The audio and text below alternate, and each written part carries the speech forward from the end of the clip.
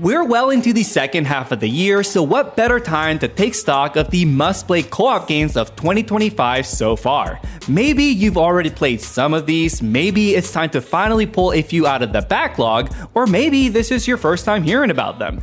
Either way, we've compiled this list based on a mix of our opinions, critic reviews, and player reception. We'll give you a quick rundown of each title, 1 through 10 in chronological order, plus a few honorable mentions at the end for good measure. Since we're publishing this in mid-July, we're cutting things off at the end of June. That means games like Killing Floor 3, Grounded 2, and Abiotic Factors 1.0 launch won't be considered since those games are launching after this video. But don't worry, they'll still have a chance to make our final end-of-year list. With all that said, let's dive into our picks for the best co-op games of 2025 so far. We're kicking off this list with a little indie gem that Gabe and I checked out earlier this year, Brave Escape. It's a 2-player cooperative 2D platformer that basically asks, what if Celeste, but even harder? Yeah, this one is not for the faint of heart. Although, to their credit, the devs did add an easier mode after we finished it, so shout out to the small team for putting so much love into something special. In Brave Escape, you and a friend play as an explorer and his robot buddy, each with a unique mechanic that makes the co-op platforming tick. The explorer can drop a rope for the robot to grab, while the robot can launch the explorer sky high with a beefy jump pad.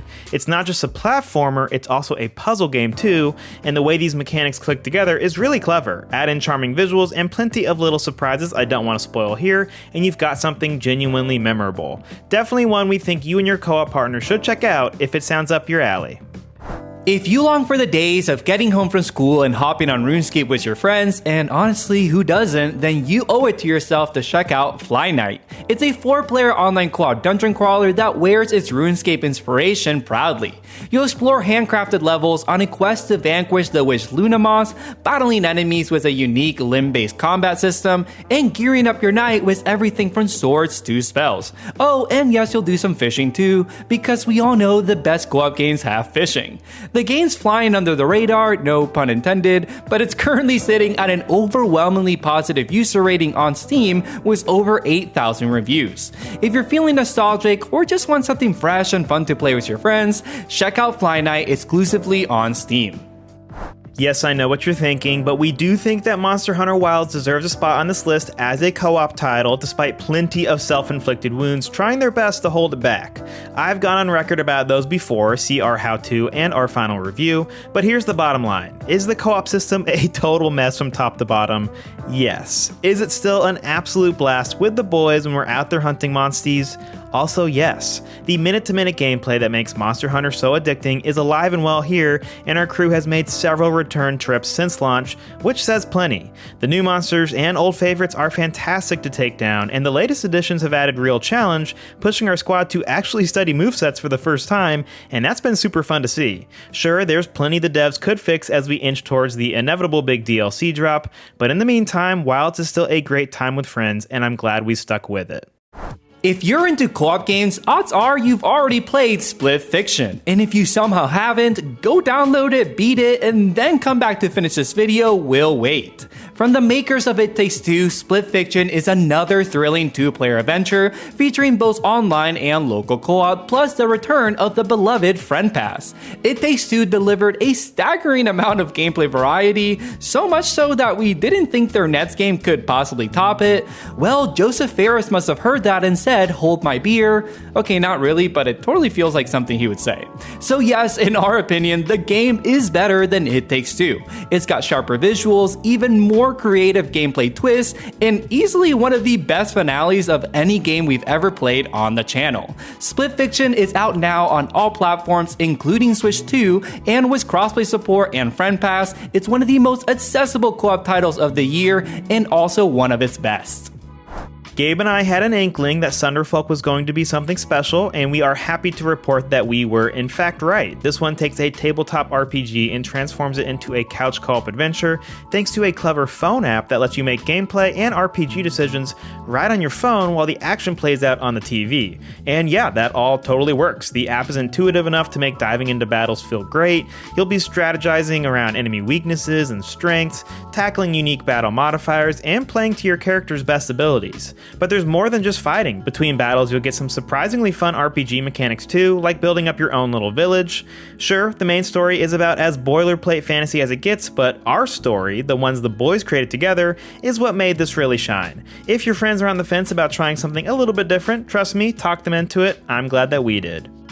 They really don't make games like they used to, at least not like Revenge of the Savage Planet. This two-player sci-fi adventure supports local and online co-op, features cartoony visuals, and leans into an upbeat satirical tone. It honestly feels like a throwback to the kind of platformers we got on the PS2 or early PS3 era. Like those classics, Savage Planet doesn't take itself too seriously. You and a buddy will hop between a handful of planets, fending off wildlife and unlocking upgrades along the way. Each planet feels very distinct with open zones that encourage exploration, easily the highlight of the game. It's rare we made a beeline for the main objective without getting distracted by a puzzle, a side quest, or some quirky creature. It may not feature massive boss fights or deep class systems like some other games on this list, but it's a genuinely good time. If that sounds like your kind of game, definitely check it out on PS5, Xbox Series consoles, PC, and it's also available on Game Pass. Linked Banner of the Spark is the first Animal Crossing-like I've picked up in a while, and yes, I am calling it an Animal Crossing-like. Here, the devs have taken the cozy village life loop and mashed it together with a top-down action game featuring procedurally generated levels. And you know what? It works. Even better, it works in co-op. Gabe and I put in a pretty good chunk of time into it together and kept finding ourselves genuinely surprised at how well the game handles shared progression. Not an easy thing to nail in this kind of gameplay loop. There's also an impressive amount of content here. You could easily be playing this for years, just like its biggest inspiration. And don't sleep on the combat either. It's a bit slower than you'd expect for an action game, but that pacing actually makes it more satisfying. You get to really mess with fun environmental tricks and land some great combos with a bunch of cool weapons. All in all, we're pretty impressed with Linked and stoked to see it hit 1.0 with its best foot forward. I imagine most of these games will make it onto our final best of list at the end of the year, though some may not survive the cut. And while this isn't a ranked list, I can guarantee Elden Ring Nightreign will be near the top. It's got its issues, sure, but I'd be lying if I said this wasn't some of the most fun I've had in co-op all year. Featuring 3-player online co-op, Nightreign reimagines Elden Ring as a fast-paced roguelite with set character classes. While previous FromSoft titles included online multiplayer, Nightreign is built from the ground up for co-op. Everything from perks and character abilities to boss design feel intentionally crafted to enhance team play. In true FromSoft fashion, Nightreign is super tough, but incredibly rewarding, especially when you and your friends develop strategies and complementary builds.